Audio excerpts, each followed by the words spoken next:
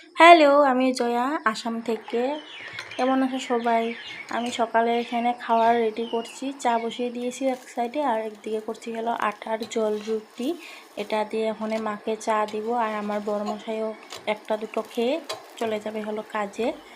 সকাল 7টা বাজে মাত্র। এই দেখো কেমন রৌদ্রটা উঠেছে, আর আমার বর উঠে গেছে ঘুম থেকে। এখন যাবে হলো দোকানে, জল খেয়ে নিল।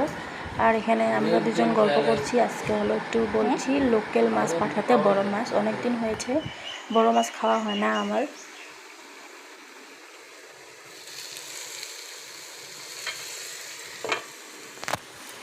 প্রায় 1.5 মাস পরে নিচে হলো মাছ, কিন্তু দুঃখের বিষয় হলো মাছটা এখন রান্না করবো না আমি। এখন করছি হলো লাউ দিয়ে, মাছের মুড়ো দিয়ে, আর হলো কোয়াশ দিয়ে মাছের তেল ভাজি। আর মাছটা করবো হলো রাত্রেবেলা। ও আসবে না দুপুরে খাওয়ার জন্য, তার জন্য মা আর আমি খাবো, তার জন্য 2 পদে রান্না করলাম লাউ আর ভাজি।